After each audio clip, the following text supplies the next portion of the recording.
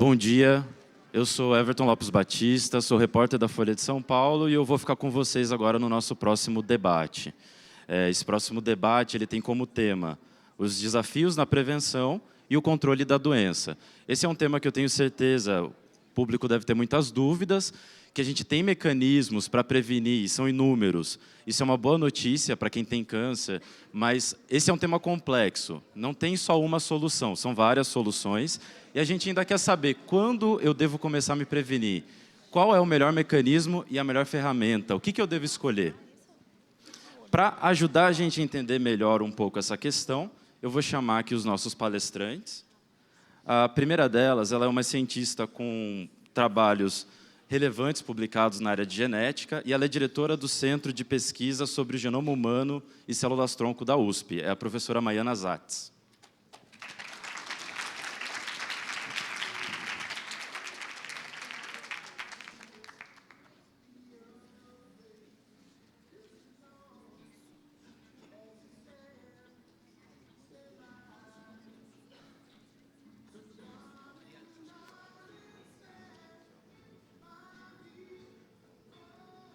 Para compor nosso painel, também vou chamar a professora da Faculdade de Medicina da UFMG, e ela é a presidente do Grupo Brasileiro de Tumores Ginecológicos, é a doutora Angélica Nogueira Rodrigues.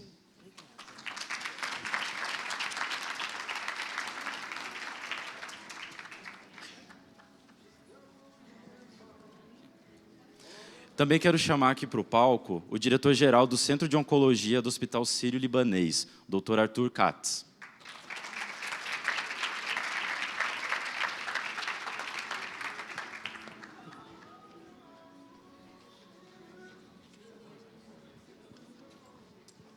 Para encerrar, para fechar o nosso painel, a gente vai ter mais um palestrante. Ele é o diretor de Acesso ao Mercado, Relações Governamentais e Operações Comerciais da Roche Pharma Brasil.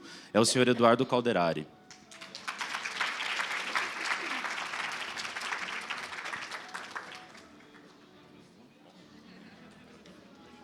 Nosso debate ele vai seguir o esquema da nossa primeira discussão. Então, cada participante vai ter os seus primeiros minutos para fazer uma apresentação e logo em seguida a gente abre para a participação do público com perguntas que os assistentes vão recolher entre vocês e eu vou repassar para eles aqui no palco. Por favor, podem se assentar. Antes de começar a nossa discussão, a gente preparou um vídeo que tem bastante a ver com o tema dessa mesa, de prevenção e controle da doença. A gente vai assistir esse vídeo, são alguns minutos, e depois a gente passa para os palestrantes.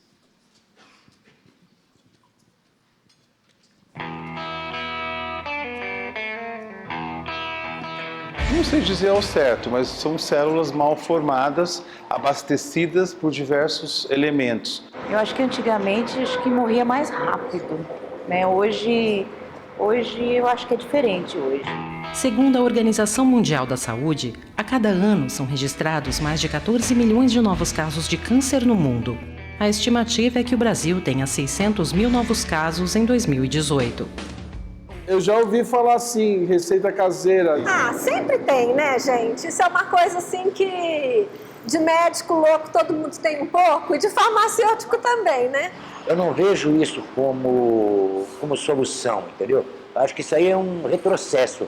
Você curar um câncer com chá, não rola. O paciente sempre tem uma grande dificuldade de conseguir peneirar boas e más informações. Saberem separar a informação verdadeira, concreta, bem embasada, de simplesmente informação que as pessoas disseminam sem pensar o que é.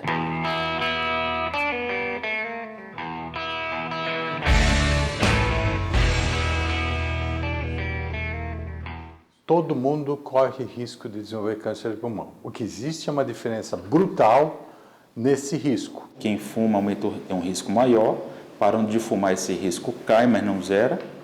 E quem não fuma pode ter câncer de pulmão. E aí entram outros fatores que não o cigarro, como poluição atmosférica, asbesto e o gás radônio.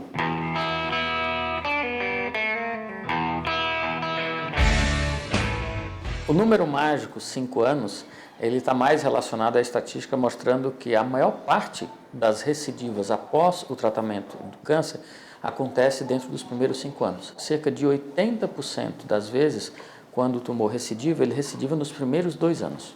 Então, o tempo, quanto mais ele passa, menor a probabilidade de acontecer uma recidiva. Há tumores em que o risco pode ser muito pequeno, mas existe após o 5º ano.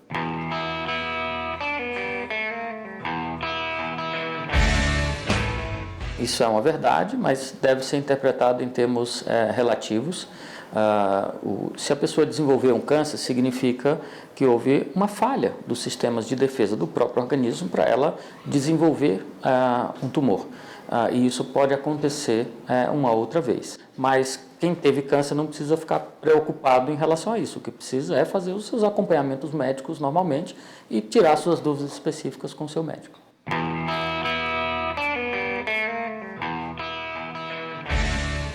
Os cânceres hereditários são a minoria.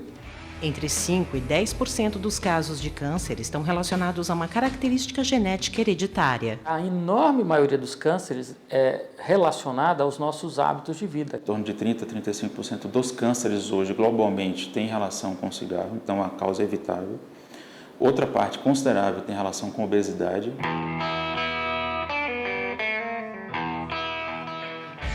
A menor exposição ao estrógeno decorrente de maior número de gestações e de amamentar reduz o risco de câncer de mama.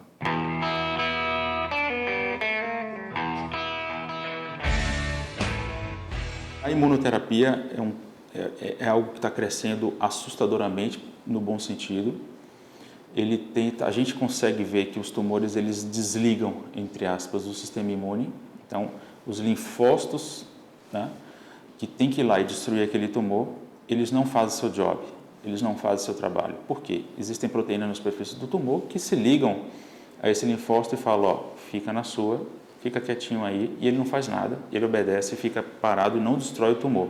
E essas modernas drogas estão fazendo o seguinte, o linfócito vá lá e faça seu trabalho. Eles religam o linfócito e ele vai e destrói. Obviamente que não é para todos, nem todos se beneficiam da droga imunoterápica, mas tem sido uma luz no fim do túnel maravilhosa. Felizmente, uma grande parte dos tumores tem cura quando diagnosticado precocemente. Alguns têm cura mesmo quando diagnosticados já disseminados, como, por exemplo, o caso do câncer do testículo. No Brasil, a taxa de sobrevivência para alguns tipos de câncer pode passar de 60%.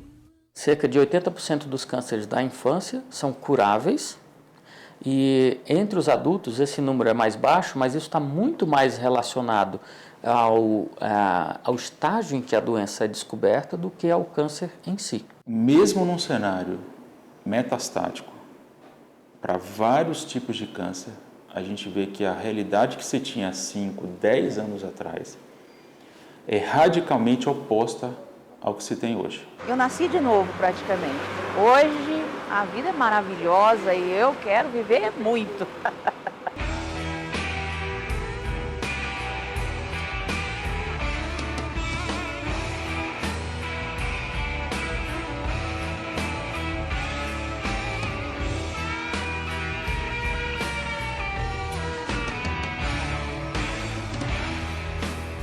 Bom, algumas das dúvidas com relação a esse tema já foram tiradas no vídeo, mas antes dos nossos palestrantes começarem as apresentações, quero lembrar que as perguntas continuam bem-vindas, esse é o momento de tirar as dúvidas sobre o tema.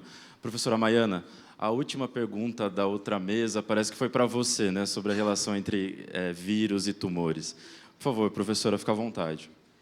Bom, primeiro, não tem um vídeo que eu vou apresentar? Então, eu queria agradecer muito o convite e dar os parabéns para a Folha por fazer eventos como esses. E eu vou falar, então, rapidamente de dilemas éticos que nós estamos enfrentando hoje com toda essa nova tecnologia e contar um pouquinho o que nós estamos fazendo de novo no Centro do Genoma. Tá? Acho que podia ficar em pé, né?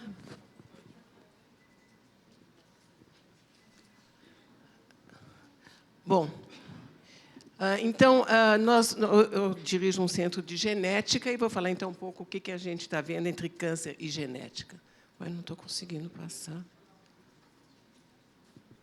Não está passando.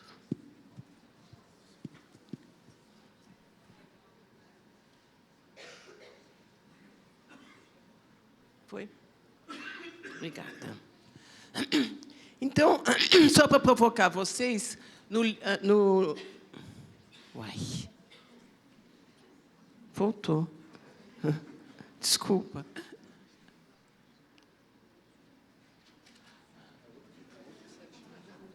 Qual? A de baixo? Ah, desculpa. Tá. Então, só para provocar vocês, no livro do Homo Deus, do Harari, ele diz que nós vamos ser guiados por algoritmos e que vão decidir por nós, né? E ele dá um exemplo da Angelina Jolie, que diz que as decisões médicas não se baseiam mais em sensações. A Angelina Jolie fez uma mastectomia dupla sem se sentir doente. Foi ordem dos algoritmos. Aí eu pergunto, mas testar-se quanto aos genes BRCA1, BRCA2, estudar os algoritmos não foi decisão dela?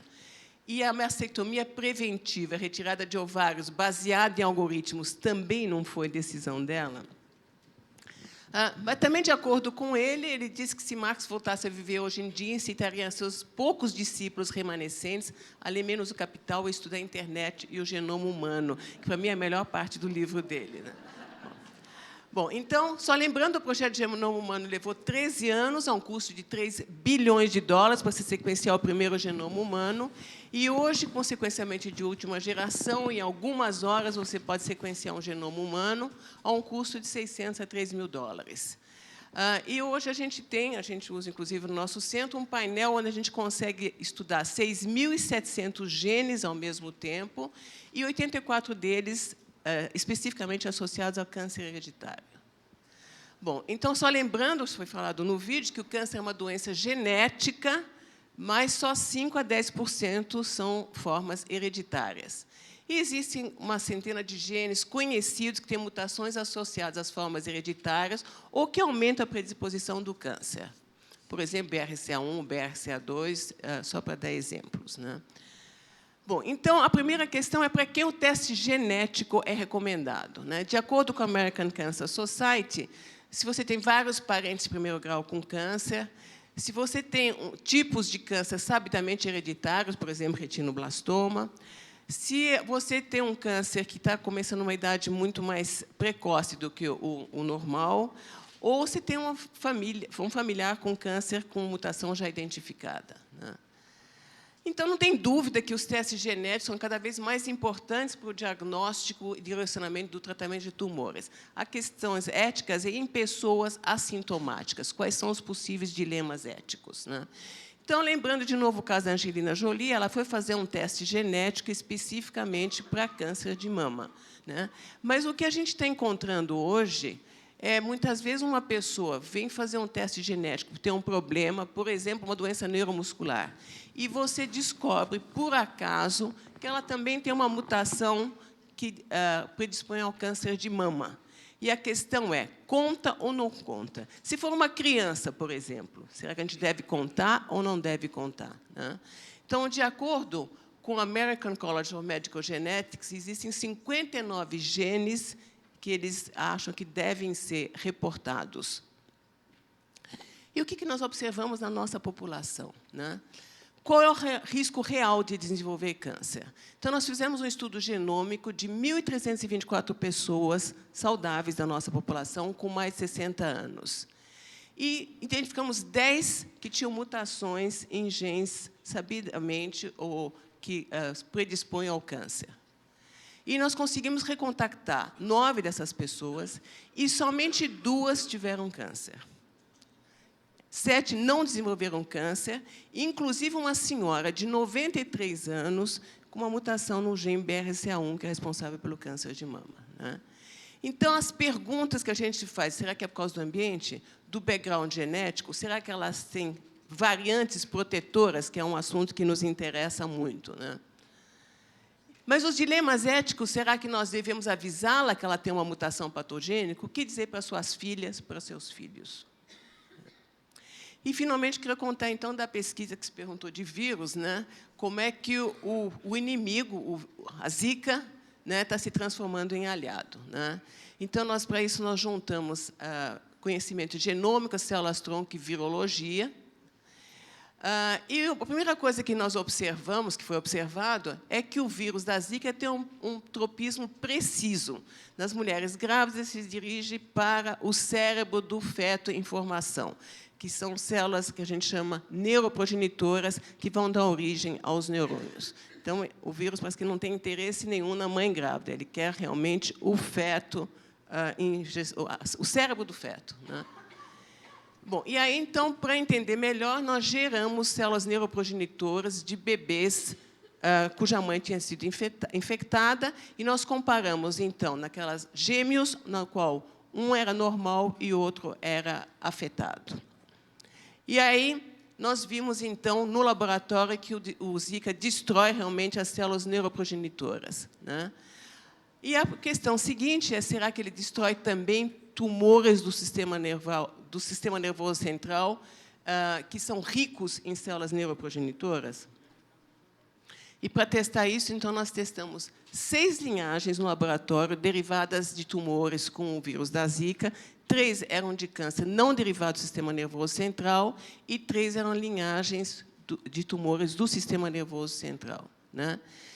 No resultado in vitro, nós não achamos nenhum efeito significante nos tumores não do sistema nervoso central, mas observamos um efeito oncolítico, um efeito destruidor potente nos tumores do sistema nervoso central.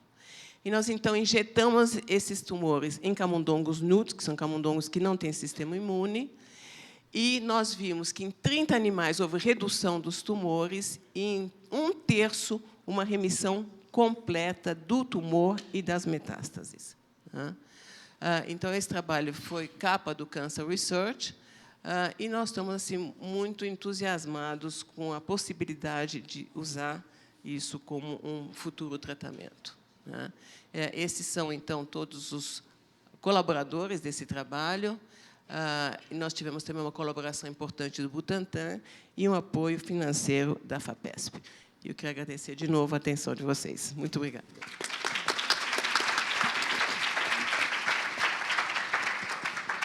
Obrigado, Maiana. Agora a gente vai passar para a doutora Angélica. Já chegaram perguntas, depois da tua apresentação, já temos algumas questões do público para você. Angélica, por favor, fica à vontade.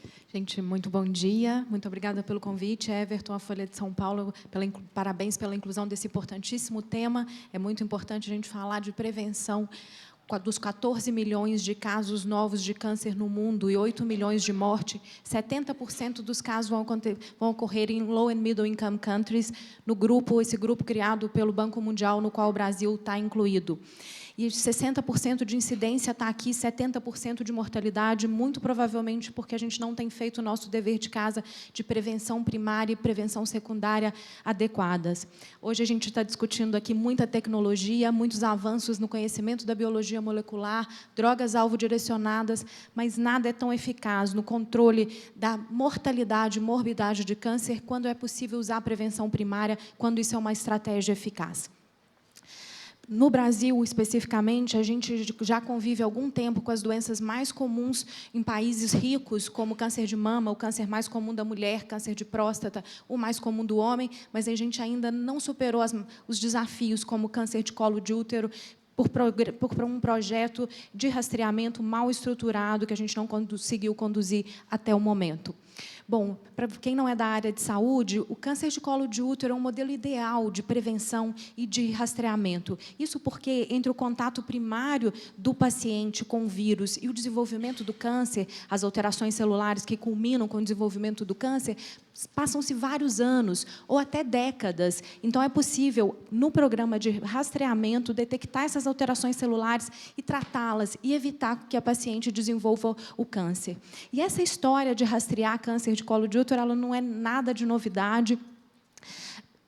Muito antes de Zurhausen, que ganhou o prêmio Nobel por associar o vírus do HPV ao câncer de colo de útero, Um patologista grego, Papa Nicolau, mostrou que era possível fazer a coleta de células no colo de útero de mulheres e mostrar que essas células estavam alteradas e intervir, evitando que as mulheres desenvolvessem câncer de colo de útero. Isso a gente está falando da primeira metade do século passado. E os países ricos adotaram isso de maneira bastante séria e o câncer de colo de útero foi controlado no mundo desenvolvido. Em 1980, o Reino Unido, percebendo que estava aquém no controle do câncer de colo de útero, mandou cartas para toda a sua população, convocou as mulheres para a realização do preventivo de Papa Nicolau.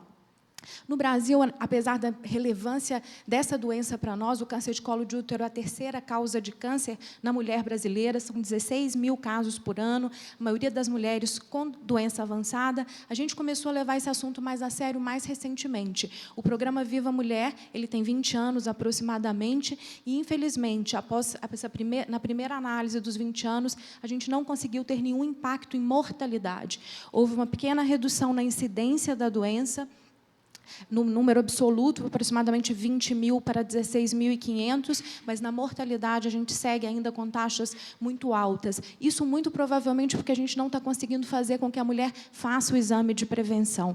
A gente fez um trabalho apresentado na ASCO desse ano, o Grupo Brasileiro de Tumores Ginecológicos, o estudo EVITA, que avaliou pacientes prospectivamente, pacientes com câncer de colo de útero tratados nas 5 regiões do país. E o principal motivo para a não realização do exame de Papa Nicolau, segundo a autodeclaração, foi desconhecimento ou falta de interesse, e não falta de acesso. Eu vou colocar falta de interesse junto com falta de conhecimento, porque na hora que a gente entende a relevância de um teste desse numa doença com alta incidência, mortalidade, morbidade, a gente passa a fazer. O Brasil teve uma importantíssima ação, que foi a adoção da vacina anti-HPV. Desde 2014, ela está disponível na rede pública, e desde 2014 para meninas e desde 2017 também para meninos. O Brasil foi o primeiro país da América do Sul a incluir a vacina anti-HPV para meninos e o 7º país do mundo. A gente está acompanhando, o Grupo Brasileiro de Tumores Ginecológicos, muito de perto a adesão à vacina. E alguns dados importantes precisam ser trazidos aqui. Primeiro, do primeiro ano de 2014, onde 92% das meninas foram vacinadas, houve uma queda para o segundo ano, na primeira dose da vacina, para 69%. Uma queda de 1/4, 25% das meninas deixaram de tomar a primeira dose. Importante, na análise liberada pelo governo, nessa semana que estão sendo retomadas as campanhas de vacinação, a segunda dose da vacina, que é fundamental para que a vacina seja efetiva, para que a imunidade seja atingida, apenas 48% das meninas receberam a segunda dose por abandono do programa e apenas 13% dos meninos. Esse, de novo, é um projeto caríssimo. O governo aplicou mais de R$500 bilhão e, novamente, com uma nova estratégia tão eficaz como o preventivo de Papa Nicolau, de novo, uma ferramenta mal usada pode não atingir o tamanho do benefício que ela tem como atingir. Do ponto de vista de tratamento, as incorporações são mínimas, a gente acabou ficando para trás, o mundo deixou o câncer de colo de útero, os países desenvolvidos têm pouco interesse, existem muito poucos estudos para a doença. Então, a minha mensagem é: câncer de colo de útero é um problema nosso, nós precisamos nos organizar como sociedade, como sociedades médicas, criarmos um marco contra o câncer de colo de útero, aos moldes, por exemplo, do que tem o Novembro Azul, uma doença super controversa do ponto de vista de rastreamento, e o país se mobiliza para a conscientização, mas essa doença, que é possível de ser evitada, a gente tem deixado de lado e deixado as nossas mulheres jovens morrerem por uma doença que é totalmente passível de controle. Então, atenção à vacinação, não arrefecer os esforços de fazer o preventivo de Papa Nicolau. As mulheres que vão ter câncer de colo de útero nos próximos 20 anos, elas já estão infectadas, elas não se beneficiam da vacina. A gente precisa vacinar e fazer o preventivo de Papa Nicolau e trabalharmos como sociedades médicas para mais estudos, novos tratamentos, incorporação dos novos tratamentos para aquelas pacientes que não têm culpa, né? E como disse, como a gente teve a exposição na belíssima primeira aula, não vamos acusar o paciente de ter adquirido HPV. HPV, 80% de todos nós adultos vamos ter, precisamos encontrar soluções para o tratamento. Muito obrigada pela atenção de vocês.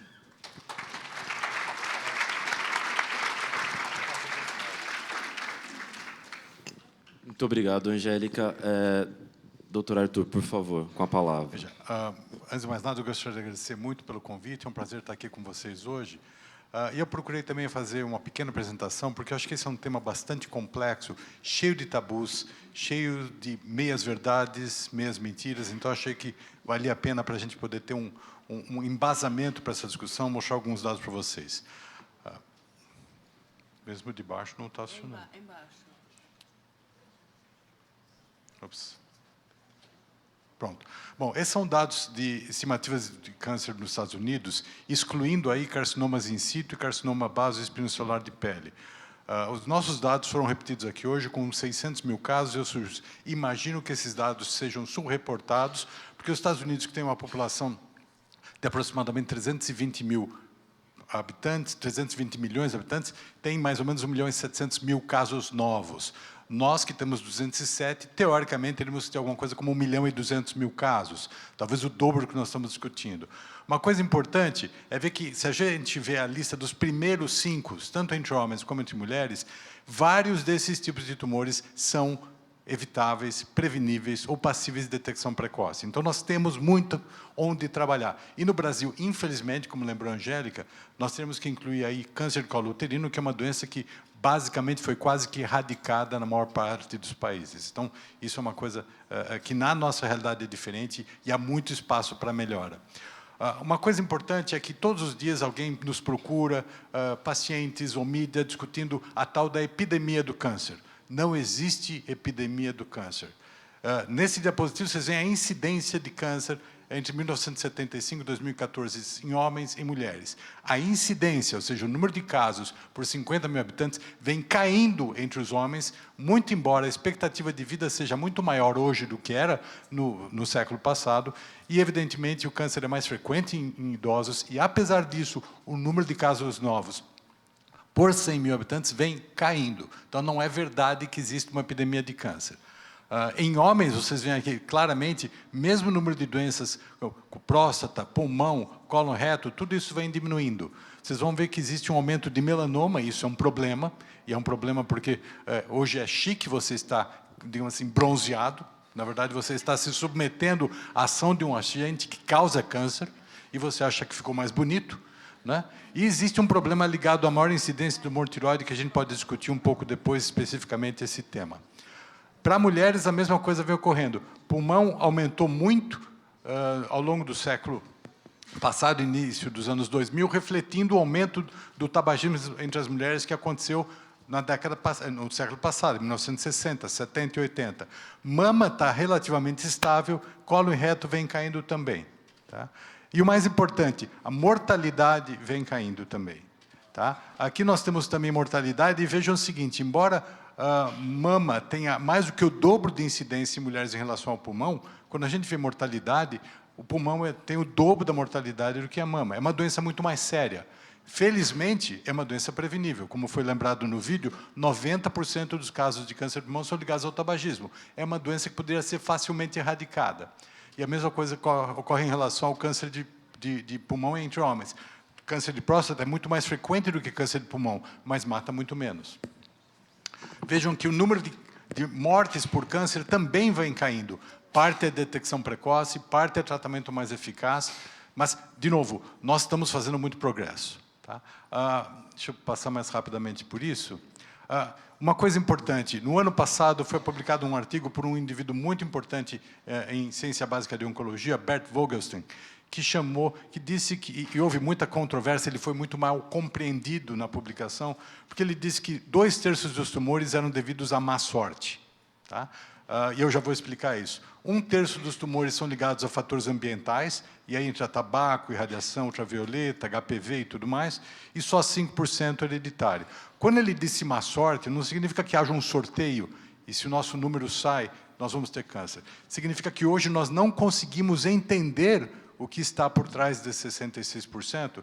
Evidentemente, existem fatores que a gente ainda não compreende, e esse número de má sorte vai diminuir cada vez mais. Na verdade, se a gente for verificar e incluir carcinomas de pele, base solar, espinho solar, carcinomas in situ, eu não quero assustar vocês. 1 de cada 3 de nós terá câncer ao longo da vida. Não significa que seja um tumor sério. Pode ser um carcinoma base celular de pele que é retirado em consultório e curado, mas isso é uma doença muito prevalente. Tá? E como a gente pode reduzir o risco do câncer? Que é a prevenção. Né? O primeiro e o mais óbvio, não fume, não deixe ninguém fumar. Isso é, assim, de longe, o mais simples. E se a gente sair daqui com essa mensagem hoje, nós vamos salvar muitas vidas. Tá? Mantenha peso ideal. Todo mundo quer tomar um remédio que evite câncer. O remédio que evite câncer é aprender a comer direito, não ser sedentário, praticar atividade física regularmente, uma alimentação saudável. Todo mundo sabe disso, mas, se a gente for ver, a população brasileira tem cada vez mais índices de obesidade alarmantes. Então, nós estamos caminhando no sentido oposto. Proteção da pele. Um dos maiores índices de incidência de melanoma no mundo pertence à Austrália. Degradados ingleses, pele branquinha, foram viver num país tropical. Eles, evidentemente, demoraram a perceber esse problema. Hoje, isso é uma preocupação muito grande. HPV, a Angélica, sim, fez uma exposição brilhante sobre o assunto, e é uma doença que a gente também não precisa mais ter, mas, infelizmente, continua tendo. A questão da história familiar e, evidentemente, uma avaliação médica apropriada. Para terminar, prevenção é diferente de detecção precoce. Prevenção é não deixar que um tumor apareça. Detecção precoce é tentar descobrir mais cedo uma doença que já existe. Isso é desejável? Evidentemente é, mas não é tão simples. E eu vou dar um exemplo. Existem várias doenças, mama, próstata, cólon, pulmão, para as quais existem algumas regras, algumas padronizações de como a gente pode fazer detecção precoce. Mas isso não é tão simples, porque a detecção precoce, ou essas metodologias, podem levar a esses resultados falsos positivos. Os nossos exames não são perfeitos ainda. Então, algumas das pessoas que supostamente têm um exame anormal, talvez não tenham um exame anormal e realizem uma biópsia desnecessária, talvez tenham um tumor detectado, mas nem todo tumor detectado seria um tumor que levaria essa pessoa à morte. Então, às vezes, existem diagnósticos desnecessários e cirurgias desnecessárias. E eu vou dar um exemplo. Imagine que nós vamos pegar 1000 homens e submetê-los a exame de PSA, para todo mundo, os 1000. Em 240, em 24%, o resultado vai estar anormal, tá? Por várias razões, alguns deles por câncer.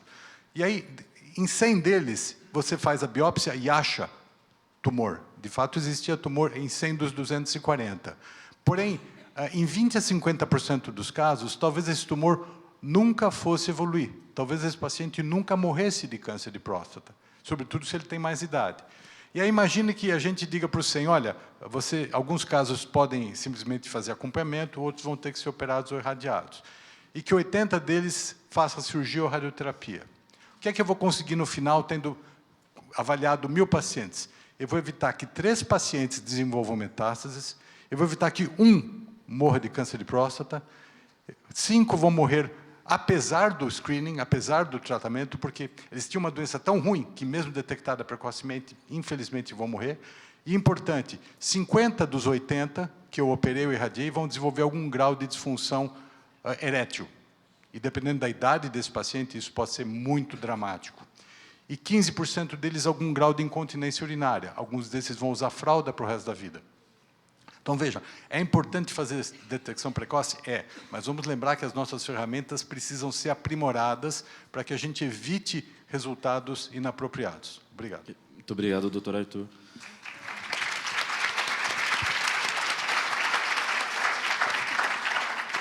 Eduardo, queria que você falasse um pouquinho como os laboratórios encaram a questão da prevenção, quanto isso impacta no custo geral da saúde, por favor, à vontade. Perfeito.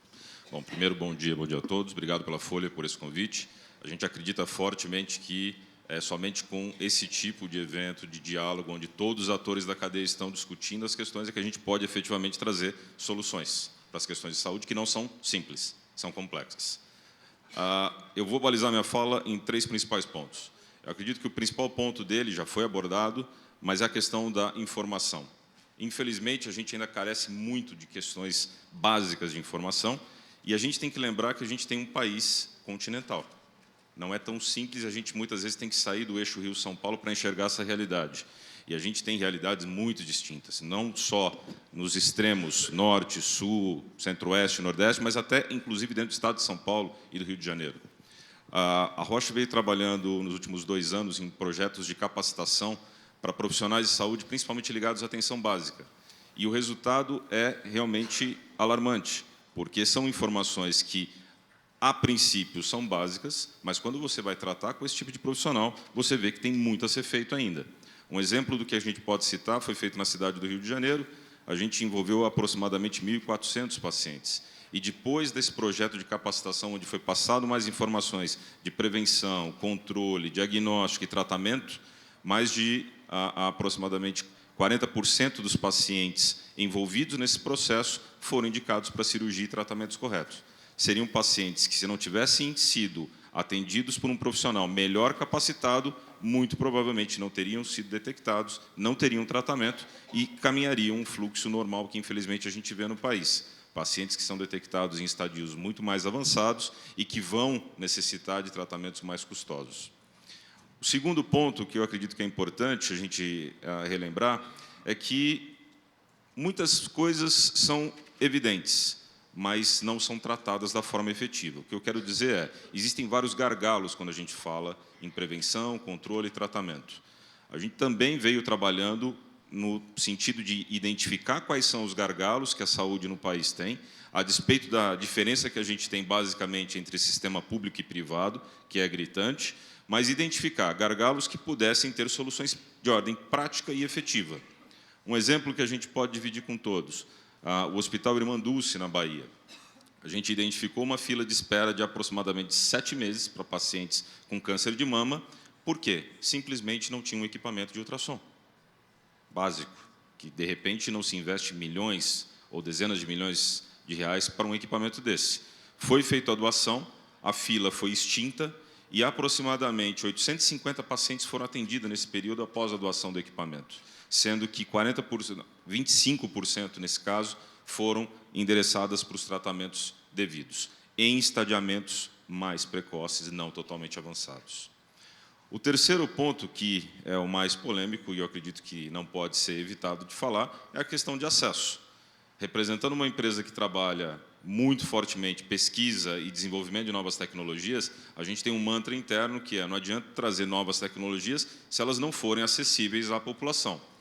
E, de novo, temos 2 realidades muito distintas no Brasil, uma do segmento público e uma no segmento privado, mas ambas carecem de mais recursos. E aí a gente poderia ficar aqui o dia inteiro, ou talvez o final de semana inteiro, discutindo questões de subfinanciamento, de sistemas que não são eficientes, de melhorias que poderiam ser aplicadas e não são, mas eu vou focar basicamente numa questão que é formas de negociação. Falando especificamente pela empresa que eu represento, a gente vem tentando buscar um diálogo muito mais forte com o governo, porque a gente entende que é uma questão básica. Se eu tenho um Ministério da Saúde que tem uma dotação orçamentária e poder de compra, por que o Ministério não reforça isso nas suas negociações de compra centralizada? Um dos exemplos que a gente divide é, na primeira palestra, o Dr. Siddhartha citou a questão do trastuzumab. Desde 2013, a gente aplicou um forte desconto, que chega a 75%, justamente para aumentar o acesso da população a esse tipo de tecnologia. Já foi citado a revolução que causou na vida dos pacientes, mas também não adianta você ter uma droga revolucionária se ela não é acessível aos pacientes. E com esse desconto a gente expandiu de forma muito importante o acesso a esse tipo de tecnologia. Mas a gente ainda carece de fontes de negociações específicas para terapias e também a gente precisa mudar um pouquinho, talvez, a ótica, porque se você ficar falando só de tratamentos numa fase de estadiamento avançado, onde há necessidade de tratamentos mais custosos, e aí talvez seja mais difícil a gente falar de uma equalização, a gente vai ficar nos próximos 10, 20, 50 anos falando a mesma coisa. O que a gente tem é que, talvez, assim como esse evento está promovendo, falar um pouco mais de prevenção e controle da patologia, para que a gente possa ter pacientes em estádios menos avançados, com terapias, ou até mesmo, como o doutor Arthur falou, pacientes que podem estar sendo evitados de prosseguimento na patologia ou de avanço dessa patologia, onde fatalmente vai haver necessidade de terapias mais inovadoras e, consequentemente, mais custosas. Ok? Muito obrigado, Eduardo. Uma primeira pergunta para a mesa era um dos pontos que o doutor Arthur já levantou no slide dele, sobre conheça a sua família. O que a gente sabe hoje sobre o grau de hereditariedade, quanto isso influencia num câncer? Uma pergunta mais geral, para a gente começar essa discussão. Bom, essa é uma questão complexa pelo seguinte aspecto. Primeiro, como eu mencionei, a grande minoria dos tumores são hereditários. Quando a gente está falando especificamente, por exemplo, de câncer de mama, onde a hereditariedade é até mais presente, 85% a 90% dos casos não são hereditários dentro do que a gente sabe hoje.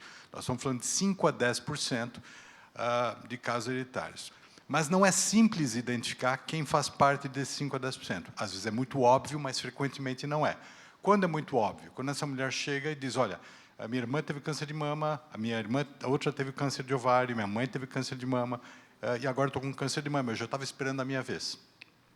Então, em famílias como essas, existe uma alta suspeição de que exista uma mutação presente. E, evidentemente, essa paciente precisa ser submetida a um teste genético. E, surpreendentemente, o teste dela pode ser negativo. E pode ser negativo por 2 motivos. Primeiro, existem alguns genes que vem sendo, essa lista de genes que a Maiana mencionou, vem sendo ampliada cada vez mais. Então, quando a gente não encontra um gene deletério, um gene que leva a câncer de mama, ou essa paciente, de fato, não tem um gene, não tem mutação, e esse é um caso que a gente chama de esporádico, ou ela tem alguma coisa que a ciência, que a medicina ainda não consegue reconhecer.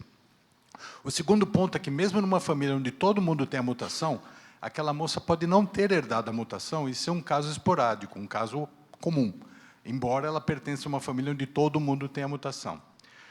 Para tornar um pouco mais complexa, a história familiar é muito dinâmica. Se eu chegar para uma mulher de 60 anos e perguntar quantas gestações você teve, essa é uma resposta categórica. Ela teve, ela não teve, quantas ela teve, isso ficou para trás. Quando eu pergunto para ela sobre a história familiar, ela só me diz do que ela sabe. E é muito comum que a mulher volte 1 ou 2 anos depois e fale, doutor, por favor, acrescenta na minha ficha que minhas 2 irmãs tiveram câncer de mama. Isso muda o panorama, mas isso não existia naquele momento. Então, essa é uma das dificuldades. A segunda dificuldade, no Canadá, 10% das pessoas não são filhas de quem pensam que são. Não é só no Canadá. Não, veja. Veja, no Canadá, 10%. Eu já ouvi falar em 20% no Brasil. Não, veja, não é piada. Então, assim, essa questão, além de todos os dilemas éticos que já foram mencionados na questão anterior, infelizmente, frequentemente aflora no consultório. Então, assim, não é muito simples identificar essas pacientes, mas nós precisamos fazer um enorme esforço. O caso da Angelina Jolie, que foi citado, não ocorreu à toa. A mãe dela tinha tido tumor de ovário, a tia tinha tido tumor de mama, as duas tinham testado positivo para BRCA1. Ela fez o teste, ela tinha essa mutação. E essa é uma mutação que carrega de 60% a 80% de chance de desenvolvimento de câncer de mama ao longo da vida e aproximadamente 40% a 60% de tumor de ovário. Então, apesar de ser uma mulher que vive da imagem, que vive da sua beleza, se submeteu a esse tipo de cirurgia, né? Porque ela, evidentemente, tem vários filhos e queria perenizar a sua existência. Obrigado, doutor. Obrigado pelo dado chocante. Deixou a plateia um pouco preocupada aqui. Uma pergunta para a Maiana. A doutora Maiana, uma pessoa do auditório pergunta como melhorar o aconselhamento genético no Brasil. E ela também questiona sobre, eu não tenho esse número, mas ela diz que são poucos profissionais que podem fazer isso no país. Se tem como melhorar isso? Na realidade, nós temos muitos profissionais que podem. Houve uma tentativa de dizer só médico pode fazer aconselhamento genético, mas isso hoje não é verdade. Nós temos centenas de geneticistas, talvez até milhares de geneticistas pelo Brasil todo que podem fazer aconselhamento genético, e existe um curso hoje de mestrado em aconselhamento genético. Então, desde que a pessoa tenha formação, ela pode fazer o aconselhamento genético. E isso acho que vai poder beneficiar uma população muito maior do que se você restringir só para 200 médicos geneticistas ou algo semelhante que existe no país. Obrigado.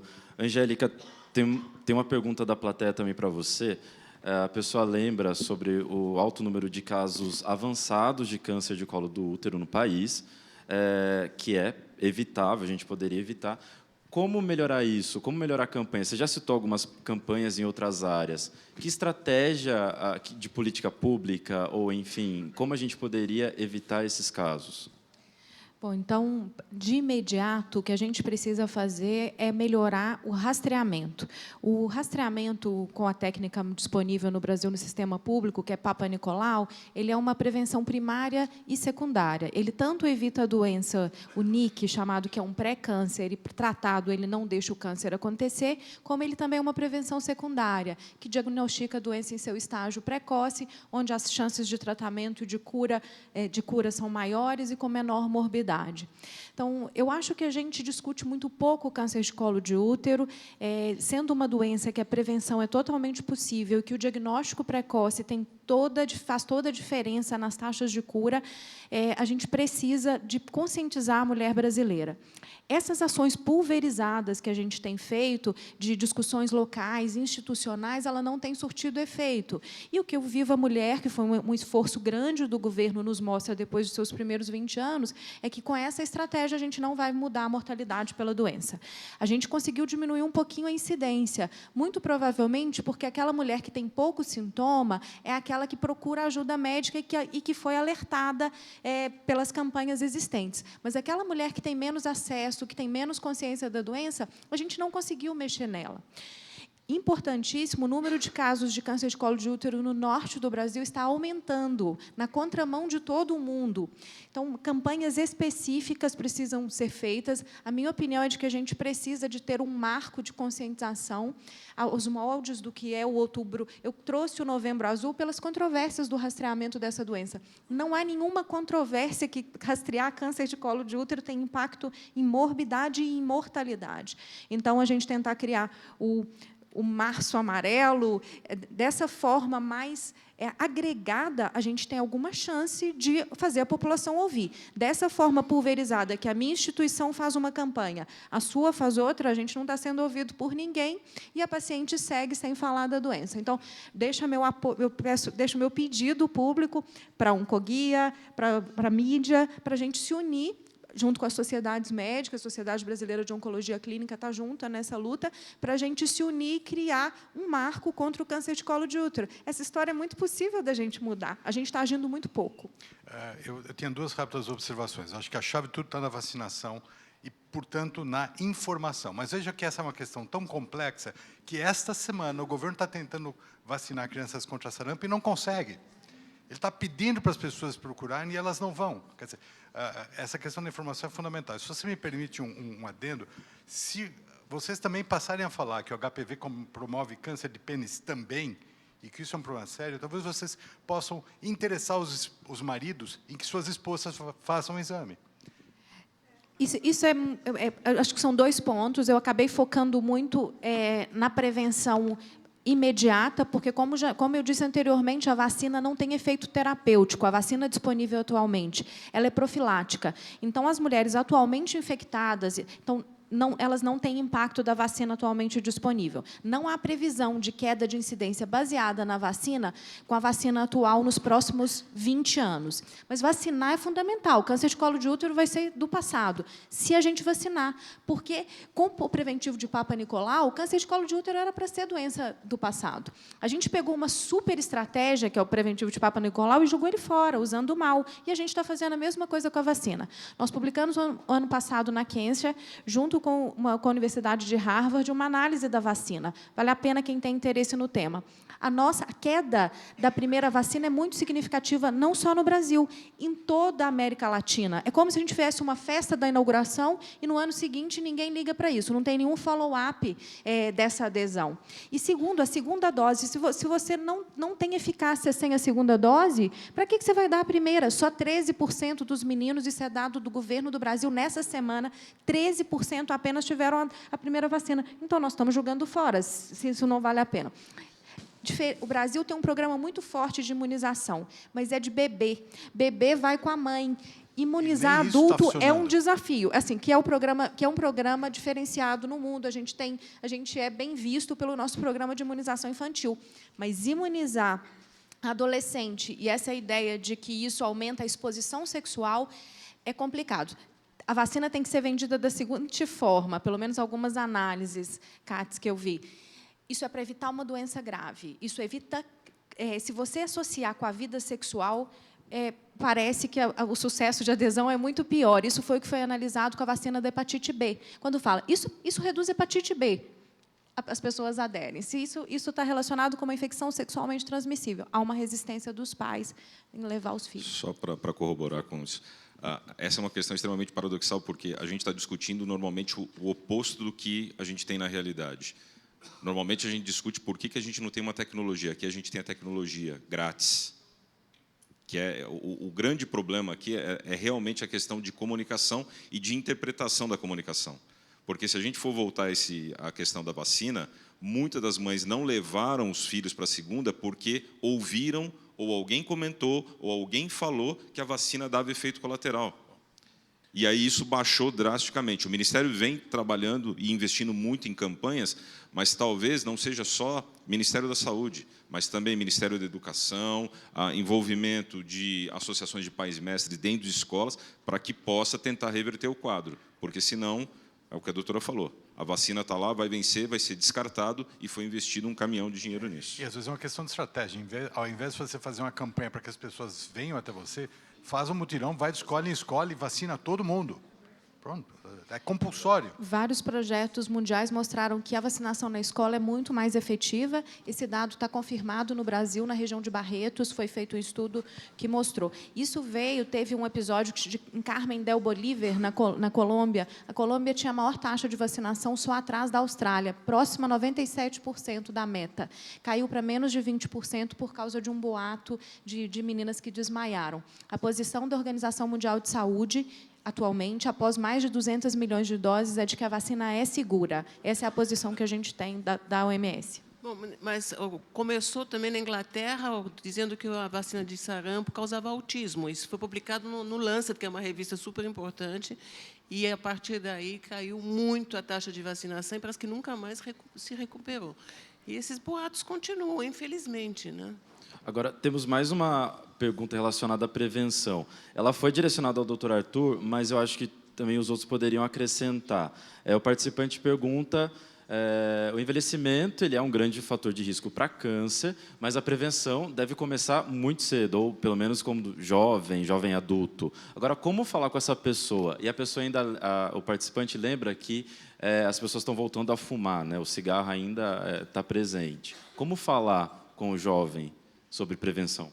Veja, começando do fim, prevenção de tabagismo é um assunto de escola, tá? Não é para menos, vocês lembram que antigamente todas as propagandas voltadas para cigarro eram voltadas para adolescente, né? Aqueles carros maravilhosos, esportes, gente bonita, tá? Então, isso é um assunto para ser tratado na família e na escola. Existem estudos que mostram que quem não começa a fumar efetivamente até os 18 anos, dificilmente se transforma num verdadeiro fumante. Pode fumar um cigarro ou outro, mas não vai ser aquele fumante de anos e anos, muitos maços por dia. Então, é um assunto para ser tratado na escola. Para isso, a gente precisa da ajuda dos pais. O idoso, de fato, tem maior chance de desenvolver câncer. A gente poderia discutir aqui o porquê, é fascinante a razão, mas acho que escapa um pouco do nosso tempo. Por outro lado, não adianta nada eu pegar um homem de 86 anos que tem um coração muito doente, ou insuficiência renal, e fazer um exame de próstata e descobrir que talvez daqui a 15 ele desenvolva um câncer de próstata e morra dele. Se ele vai morrer antes de outra coisa. Então, há necessidade de se discutir qual é o tipo de estratégia que precisa ser aplicada em cada indivíduo e, eventualmente, evitar, inclusive, uma agressão cirúrgica desnecessária numa pessoa mais idosa. Nem todo diagnóstico precoce, como eu mostrei, leva à redução de mortalidade. O exemplo que eu quis mencionar também é aumento de incidência de tumor de tireoide. Existe uma entidade americana chamada US Preventive Task Force, Força-Tarefa de Prevenção. A recomendação deles é: não procure tumor de tireoide em quem é assintomático. Você vai encontrar, mas você não vai curar ninguém, porque essas pessoas não vão morrer de câncer de tireoide. Então, vocês veem que a incidência, o número de casos aumenta cada vez mais. A mortalidade não muda, porque você só descobre que ele está lá, você opera, e se não tivesse operado, também daria na mesma. Então, nós temos que tomar cuidado com os instrumentos de prevenção para usá-los de maneira mais sábia, né? Evitando superdiagnóstico e, eventualmente, até procedimentos desnecessários. Concordando com o doutor Arthur, e só trazendo mais um ponto. Eu acredito que a questão é muito mais cultural. A gente tem ainda uma questão cultural no Brasil, a questão relacionada a sedentarismo, a falta de uma alimentação saudável, de procurar ter saúde preventiva. E, nesse sentido de saúde preventiva, a gente vem tentando negociar com operadoras de saúde para que pudesse ser implementado. A gente tem exemplos nos Estados Unidos e na Europa, onde você tem benefícios agregados a quem tem uma prática de vida saudável. Seja ela com prática esportiva, com alimentação e com outros programas, você tem automaticamente um benefício agregado a isso. Infelizmente, no Brasil, a gente não consegue avançar isso. Por diversas vezes, a gente sentou com operadoras, tentou montar programas de saúde preventiva, existem algumas que estão fazendo e que têm resultados práticos, onde você consegue ter pacientes ou ter beneficiários que deixam de procurar médico ou fazer exame ou utilizar o sistema porque mudaram os hábitos de vida. Então, talvez a gente tenha que ter mais diálogo e mais conversa e investimento em saúde preventiva, principalmente para quem paga uma operadora de saúde e que pode se beneficiar. Dos planos que a gente vem tentando desenvolver é que haja um benefício financeiro, porque, infelizmente, é aí que a gente vê que realmente faz a diferença, a hora que a pessoa vê reduzir o custo mensal do plano, e aí ela começa a tentar mudar os seus hábitos. Talvez por aí a gente consiga começar a mudar essa questão de hábitos aqui no Brasil. Obrigado. Mais uma pergunta. O doutor Arthur citou até sobre... muitas pessoas fazem os testes para rastrear e o resultado é negativo. Qual é o procedimento que essa pessoa deve adotar? Ela vai esquecer aquilo? O que ela deve fazer? De qual? Teste genético? Teste genético. Então, veja, se a pessoa tem um teste genético negativo e o histórico familiar não é muito importante, eu acho que ela pode esquecer isso. Porém, há essas pessoas que pertencem a uma família que tem um grande perfil, assim, que leva à suspeição, a gente pede para essas pessoas serem revisitadas e reavaliadas, porque os testes estão mudando. Nós temos vários pacientes que foram testados há 10 anos atrás e nós estamos retestando porque o teste é outro. Nós fazemos um exame antes, fazemos outro exame hoje. Então, essas pessoas precisam do acompanhamento de um geneticista, ou de alguém que entenda o que está acontecendo, ou de alguém que entende, ou que foi treinado para fazer isso, para que haja um segmento. Essas pessoas ficam participando de um ambulatório de oncogenética, onde elas têm um segmento, um acompanhamento. Acho que precisa tomar muito cuidado com a interpretação desses testes. Por exemplo, no caso de câncer de mama, o risco de qualquer mulher de vir a ter um câncer de mama é de cerca de 1 em 10. E só 1 em cada 10 é que são as formas hereditárias. Então, muita gente diz, bom, eu vou me testar por BRCA1, BRCA2, se der negativo, eu não preciso mais me preocupar com isso, eu não vou ter câncer de mama. O que não é verdade, né? Então, isso tem que ser muito bem explicado, acho que, para as pessoas que se submetem ao teste. E uma coisa muito importante, indo em direção ao que você disse, nós insistimos muito que as pessoas sejam avaliadas por um especialista na área. Infelizmente, às vezes, algumas mulheres vêm de seu médico de confiança com um teste negativo, mas não é o teste apropriado. E ela passa a ter a falsa sensação de segurança de que ela foi adequadamente testada. Então, é fundamental transferir poderes ao especialista em genética para que ele possa acompanhar essa paciente. Mais uma pergunta da plateia sobre esses check-ups vendidos em hospitais de elite. Adianta fazer? Resolve?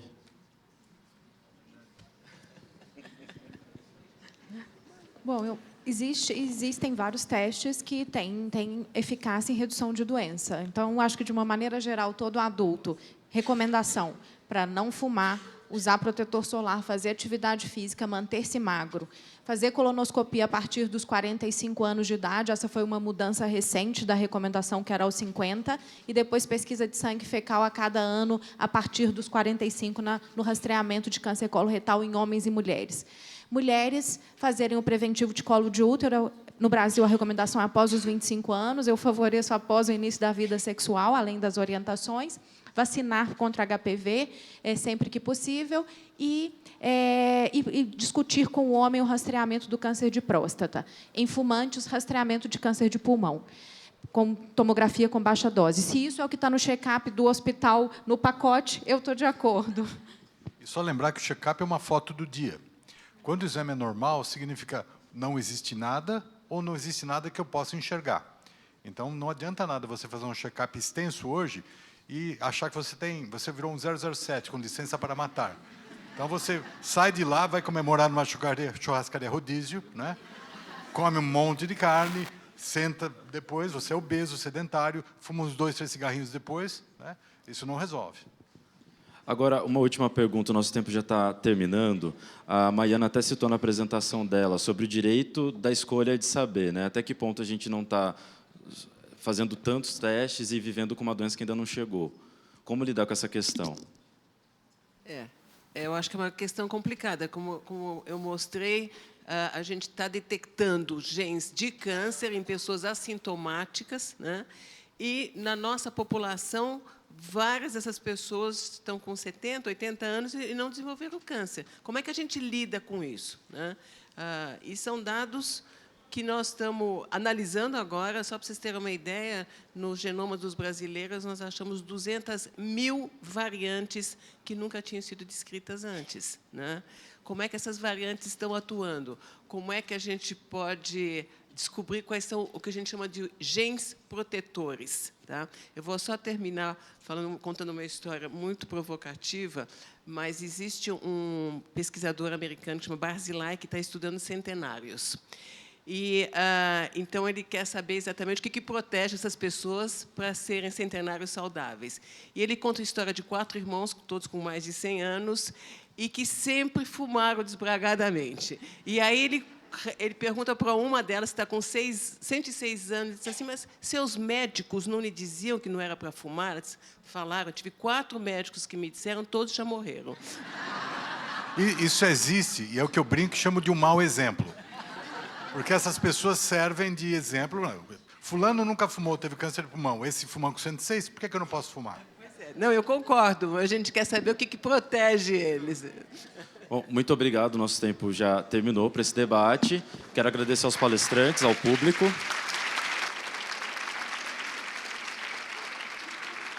Agora nós vamos ter um rápido intervalo e, na sequência, a gente volta com mais 2 painéis.